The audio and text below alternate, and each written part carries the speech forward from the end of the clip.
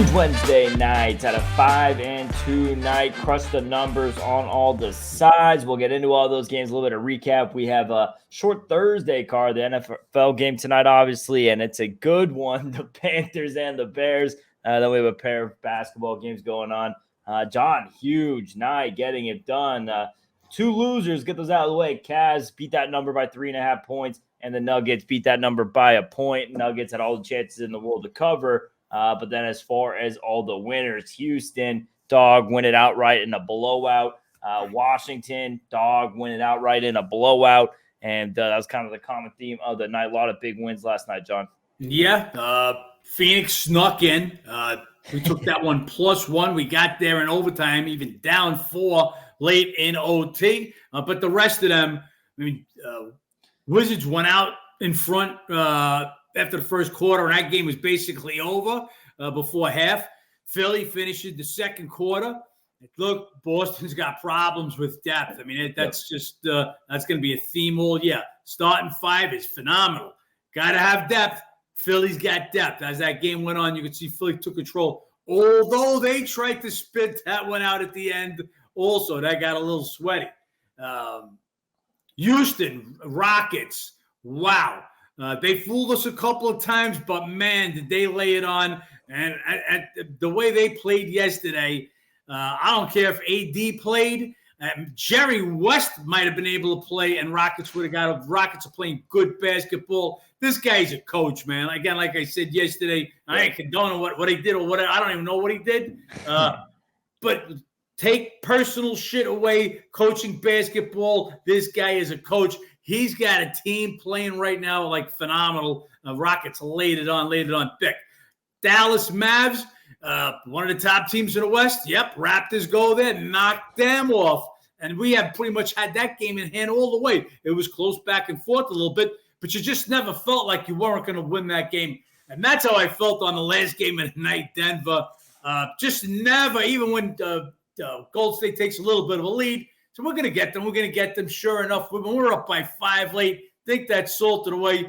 And it just hurts even more when the best player on the planet misses 2 freebies.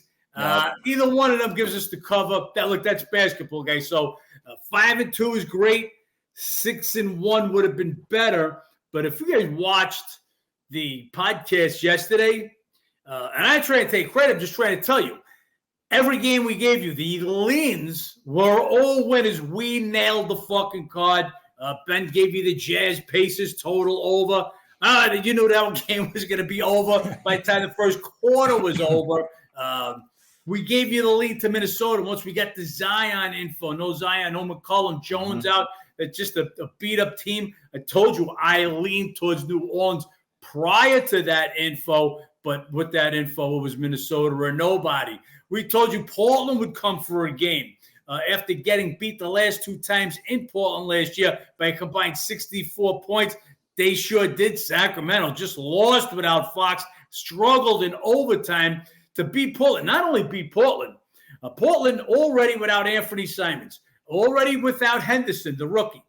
They lose Brogdon in the first quarter and still fight Sacramento at Sacramento to overtime. So we fucking absolutely nailed the card. And why we don't have tens of thousands of views every day is beyond me. Because if you bet basketball, where else would you want to be than the best sports betting information place you could be? And that's this fucking podcast.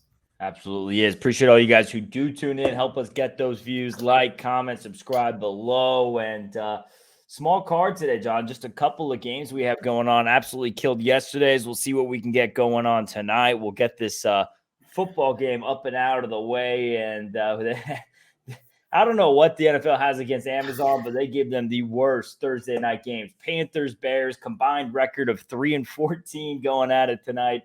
A couple of young rookie quarterbacks. We thought maybe we would get Fields back tonight. Not going to happen. Going to be Young versus Badgett. Badgett first start went well.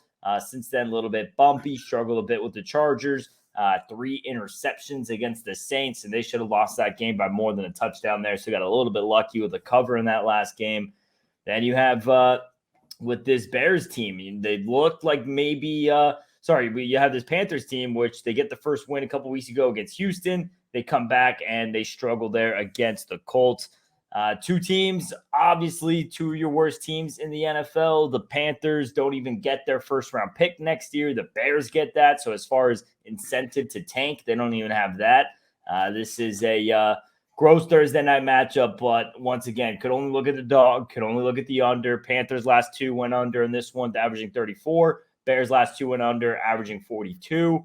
And Panthers defense a little bit banged up, but have to imagine against this Bears offense, it's a bit better of a chance.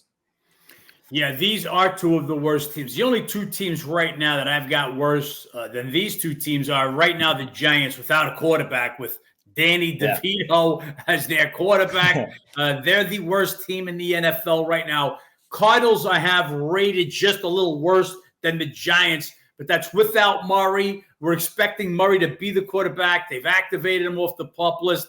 So if he comes in, make Cardinals better. And but yeah, these are two of the worst four teams in the NFL going at it tonight. And Carolina, they're just absolutely decimated. I mean, decimated on defense. Pro Bowl linebacker Edge Burns, he's going to miss. He got a concussion last game. Never going to make that short turnaround on a Thursday. So he's going to be out. Also out for them, not going to be able to get ready. C.J. Henderson, the cornerback. Now, two guys, not so bad. But already, what they've lost, let me get my guys here. You got Shaq Thompson, linebacker, earlier in the year. Gross Matos, the defensive end. J.C. Horn earlier in the year, the cornerback, and Jeremy Chin, the safety, all already on the IR. Throw another couple of guys on there. And safety, Xavier Woods is questionable. So just absolutely decimated defense. Even Bagnett should be able to score on this team. But this is the Bears. This is the Chicago Bears we're talking about. What are they? 2-7 straight up, 3-5-1 in their last 9 games. Is that at home? I believe that is in general. They're straight up. They are 1-10, 3-7-1 against the spread, and the last 11 at home. Okay. So again, this is the Bears. More than a field goal, as beat up as Carolina is. I would have to take the Panthers. This would be a small bet because it's an ugly game. That's all it deserves. But yeah, more than a field goal. Two worst teams. Give me the points. Weather check on Chicago. Beautiful night. Weather's not going to be a factor in the 50s. So, yeah, I would take the points in this one. And look, your total here is 38. They're expecting a low-scoring game. That's what I'm expecting, even though the Carolina defense is banged up. The total's too low to go under. But if anything, I'm taking more than a field goal, or I'll pass and just watch the Indiana-Milwaukee game tonight. If you want to see some scoring, that's where you want to watch. Yeah, we can get right on into that. Exactly that with the score, with the Bucks and the Pacers. Indiana, way they're playing right now, they're pretty much playing. I was telling you before, they're playing the Brewers tonight instead of the Bucks. They would find a way to get this thing to go over. 5 straight, averaging 252. Last 4 meetings going over. Bucks playing the over. This is just Indiana. The only team they played under with this year is Chicago. That's the team that led the NBA in unders last year. So that is the kind of play style it takes to go against that. And Bucks own this matchup, 15-2, 13-4 against the spread of the last 17 meetings. Giannis got ejected last night, so original thought was maybe he gets rested on a back-to-back. Well, he was given the rest of the night off last night from the refs. I doubt he gets sat tonight. Possibly Lillard. Middleton already rested last night. And that was a really, really close game there with Detroit. So this is a game Milwaukee probably getting up for. Giannis should be coming back for. And that game got a little bit too close. I don't think Lillard sits yet, but hey, who knows? Maybe they rest him tonight. That's the only possible bad news. Look, we recognize this as a phony this morning. Again, if you guys aren't familiar with the term, the total on this game opened, and when we say open, this is the opening overnight lines, was 243. They pushed this number down as low as 240.5. Now, you may not want to bet over in this game, but you certainly don't want under. The only way to bet under is if you knew 100% Lillard was going to be out, and we do not know that, as Ben said. Middleton sat out yesterday. He'll be on the floor today. The refs gave Giannis half the game off, throwing him out in the third quarter, so he'll be on the court today. Do they give Lillard a little rest? He shouldered a little bit of the burden. Look, they played 4 games last year when Milwaukee was a defensive team. All 4 flew over.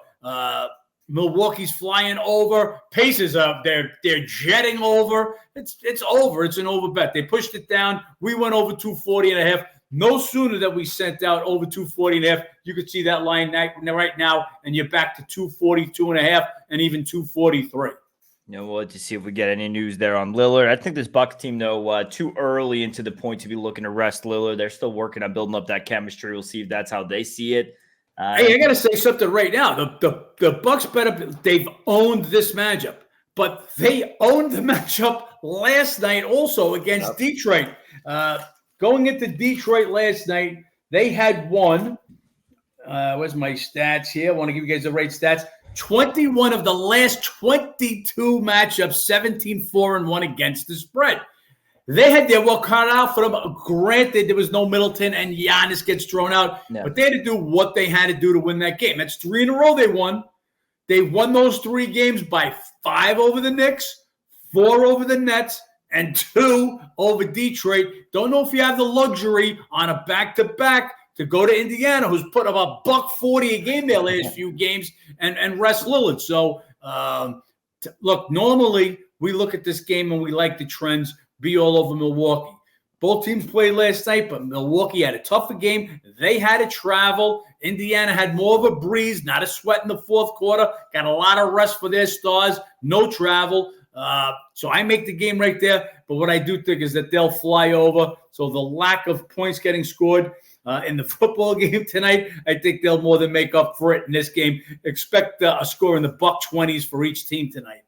Yeah, really Bucks own that whole Midwest little region there with Indiana, Chicago, Detroit. I think between those 3 teams alone, it's like 60-6 the last 66 meetings. Something like ridiculous. They own their division. They absolutely own their division.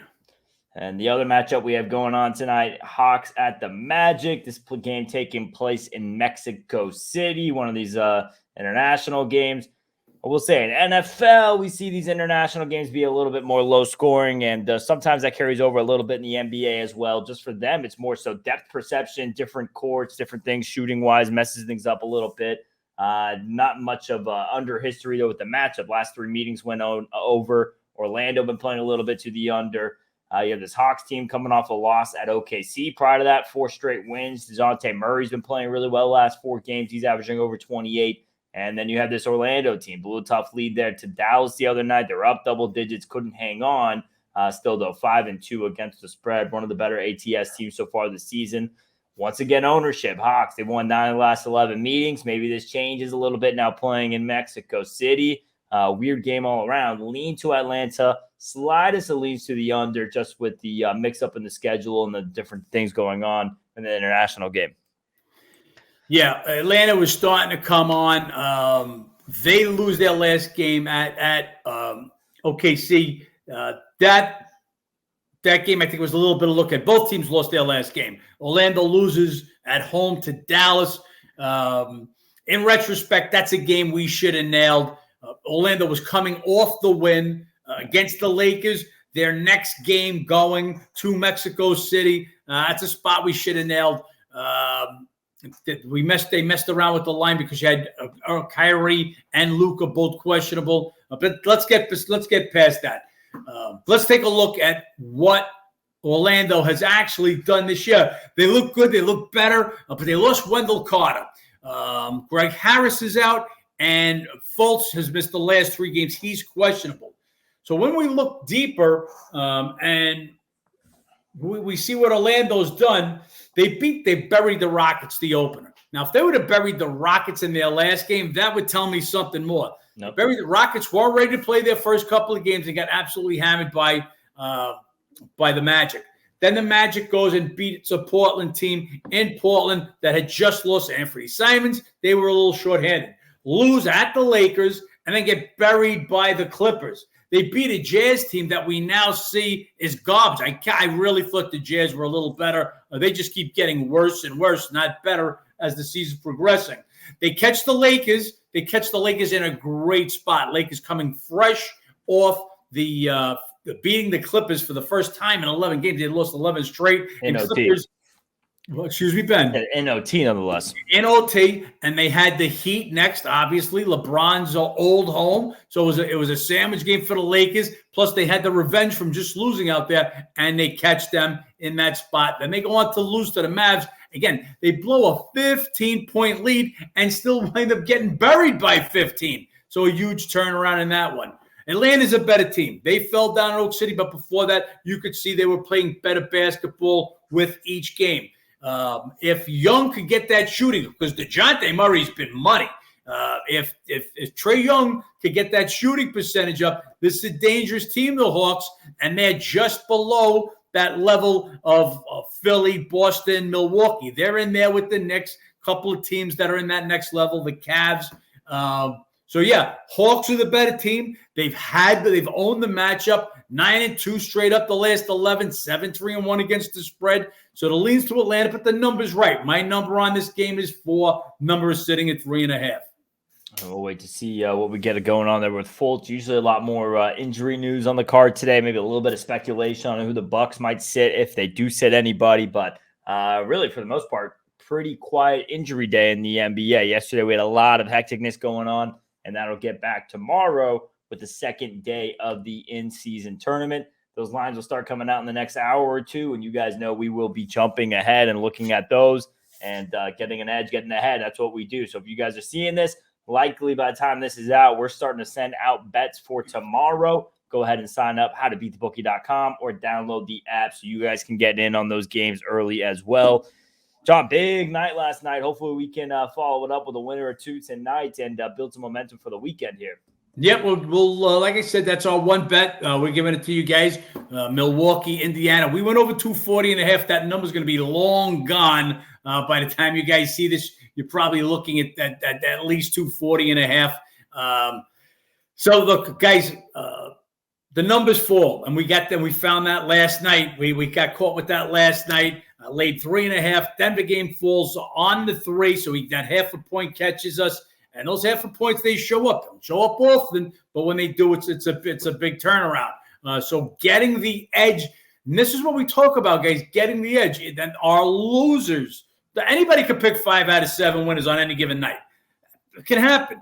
A dog, put 2 names over 2 dog bowls, and a dog might go to the right bowl 5 out of 7 times. That doesn't take talent. What takes talent is when you're losers, when you're beating the line on the losers. When you take one on the Cavs 36 hours before that game tips off, and your team, the Cavs, is now a 2.5 point favorite, or you're beating the line on Denver, even though they lost by that half, that game could have fell 4. So we laid 3.5. The closing number was 4.5. If Joker makes 1 of 2, or Jackson hits the second of the 2, that game falls 4. That's the edge. That's what I guarantee here. No crystal balls. No empty the kid's bank account out and put it on this game. With an edge. We're going to bet with an edge every day. At the end of the year, you're going to win because it's mathematically impossible to lose when you beat every game a point, 2, 3, and more points a game. Just mathematically impossible to lose, guys. And that's what I'm selling. An edge. No guarantees, but an edge. And, hey, John, correct me if I'm wrong, but what is it? 9 straight winning weeks in the NFL. And we got 4 bets now out for Sunday already, possibly one coming later tonight for Thursday Night Football. And I'm going to give you guys one right now because it's already moved a ridiculous amount. And my How to Beat the Bookie guys have got this. They got this bet last Monday this Monday for next Sunday. We sent it out Monday before the Jet-Charger game. We took Raiders plus 2.5. That line was ridiculous. Don't know how the Jets could be favored on the road against anybody. On a short week, travel to the West. Raiders stayed home. Raider looked like a totally different team. They just fired the general manager, head coach, offensive coordinator, and they replaced quarterback Garoppolo, a totally different team. They come out. Yes, I know they played a terrible Giant team that loses their quarterback.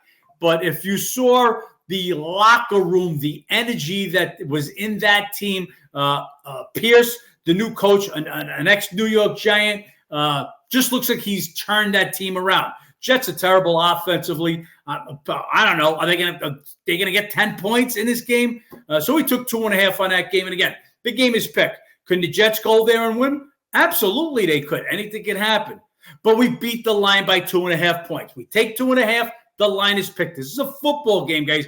Lines don't move like this in football unless a quarterback is out. And once again, this is what we do. Our NFL, I'm going to tell you guys right now, I'm really good at what I do. But 9 straight winning weeks in NFL is beyond.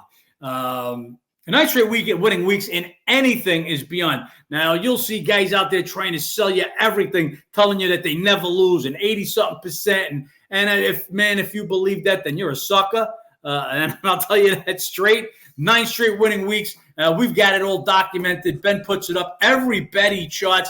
I don't. I just know how fat my fucking wallet's got since NFL season started, and that's by how I go. But yeah, last couple of weeks, we're only hitting 60%, and that's actually brought our percentage down for the year. That's how good NFL's been. So yeah, 4 bets already NFL, guaranteed at least one more. And the one I'm giving you guys, again, because it already moved 2.5 points, we took Raiders plus 2.5 on Sunday. My had to beat the Bookie members know it, and that game now is sitting at pick 'em. Yeah, matter of fact, you even got a couple of spots starting to put the Raiders in front one. Yeah, and that 2.5 point edge means a lot more when it's teams who are 27th and 30th in scoring. You got 2 bottom tier teams, so points are already going to be hard to come by. An extra 2.5 in your favor is a good thing to have. So while we're on that subject, Ben, let's talk a little bit about that. This is a short day today, and so me and Ben were just discussing today because the Baltimore Ravens, just before we started the podcast, that line moved to 6.5. So 6.5 is different if the total's 52. Right. Dolphins KC total. Let's talk about Dolphins KC, something like that. 52. What do we got here this week that could be relatable? Chargers and Lions total. I guess that's the biggest one, 48.5, which I think is a little big. If that's a hint for you guys. So 6.5 points. Bengals Texans is a good example for this week. 6.5, 7, 47.5 total. Okay, but that 6.5 is a different number in a game that there's expected 48 points than 6.5 is in a game that's expected 38 points. Oh, yeah. So big number there. We'll see we'll track that one. And again, this is what you get with over 40 years of knowledge. There's not a trick. There's not an angle that we don't miss. And that's why we're always able to take advantage and get an edge. And in sports betting or any type of gambling or any type of business, that's all you could want is just an edge. Get that edge and you'll make yourself the money. That's all it is, guys, is counting the numbers and seeing where you have that difference in the market. All you can't control. We can't control if the best player in basketball can't hit a pair of free throws and turns the ball over to Steph Curry, the best three-point shooter ever. We can't control that. That's just how the games fall sometimes. Yeah, that one hurts. 6-1 again. 5-2 is a great night. 6-1 is a better night, and that's what we strive for. A lot of NBA love guys we're going to crush the rest of the NBA season. I actually said it here yesterday, I believe. I hate that. He says, I didn't want to jinx it. I just absolutely loved the card yesterday. I talk about it a lot. It's like when you're a hitter and you're on a hot streak, you just can feel it.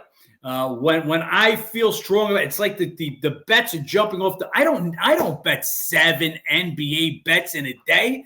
We could have bet more. Yep. If Simmons was in the lineup, we would definitely bet the Nets yesterday against the Clippers. When Simmons was a late scratch, you got Simmons out. You've already got Cam Johnson, Claxton out. So we just laid off that game. And sure enough, another dog outright. They were going outright the Clippers. Me and Ben told you before they touched the court together, yep. We didn't like Disaster. 0-2 right now, 2 games, and did they break 100 yet? They didn't break 100 last night. What they get against the Knicks?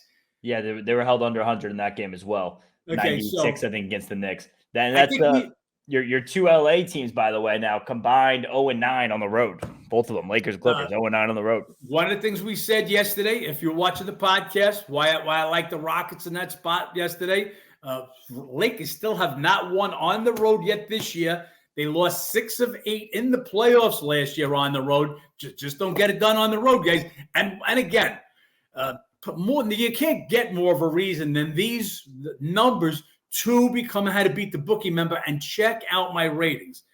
For my ratings alone, the price is worth it. Home and away, there is nobody. Look at if we're talking basketball right now, so you can look at ESPN's. They call it their BPI, Basketball Power Index. In football, it's their FPI. Sagarin ratings. Sagarin is a joke. Sagarin is a computer rating, and then he says give X amount of points to every home team, regardless how good or bad they are at home or on the road. Again, nonsense. You can't have a team. Let's call it. Let's use. Who do I got big? Golden State. Their home and away. How big their home and away is compared to. Who do I want to compare them to? Charlotte Hornets. Charlotte Hornets are actually a slightly better team when they play on the road right now than they would play at home. So you can't say give 2.5 points to the home team because each home team is a different price. So each team we rate separately at home and away. You take those numbers and you can see what the line should be. Just a quick one, Ben, just because we're talking about it. Sometimes these guys don't like the ratings. But this is how you make the numbers. So you look at my ratings. If you're How to Beat the Bookie member, you'll see I've got the Milwaukee Bucks rated 38.5 on the road.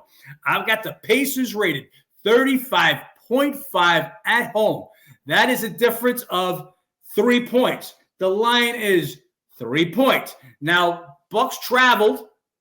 Had a little bit of a tougher game. Pacers easier game, no travel, so we give them a little bit of an edge. But because the Bucks have dominated the series, we think that line should be 3 to 3.5. Again, too tight for a number. Take my Hawk Magic game. Now, this is a game that's on a neutral floor, Mexico City. So I'm going to use the road numbers for both games. And again, Atlanta Hawks 35.7 on the road. Orlando Magic, 31.5 on the road. That's a 4.2 difference. It'll be the Hawks' second road game in a row while the Magic were coming from home. I just get cut off that 0.2. I make the number 4. And what's the number? It's 3.5, guys. Guys, nobody got better at NBA numbers than me in the world. And I'm not talking about the fake handicappers like Vegas Dave and these guys. These are squares. I'm talking about handicappers. Billy Walters type handicappers, and the best NBA handicapper in the world. And again, it mystifies me why we don't have millions of viewers, Ben. But here we are anyway. You guys are getting the best of it. Go to How to Beat the Bookie. Again, these are my ratings, my NFL ratings. They work the same way as the NBA. Again, it's a base number. Other things take play. How do the teams match up? Back-to-back, 4th and 6th. NFL, we've got a game this week where you've got the Lions coming off a bye last week. Chargers played on the East Coast on a Monday night, so a real short week for them. Big edge for the Lions. But what my numbers say may turn things around a little bit, so that'll be a little hint for you guys also. But rambled on enough about numbers. I got the best. Come get us. We're going to make a lot of money the rest of the NBA season. And we still got plenty of football, and we're at almost a 70% clip in NFL this year. 70% clip, 9 straight winning weeks. Big night last night in the NBA, and we're going to go use some of those ratings of John's to go beat some lines for NBA tomorrow. If you guys want that, check out the app, check out the website. Other than that, John, big night. Let's continue and let's make some money. Let's make some money.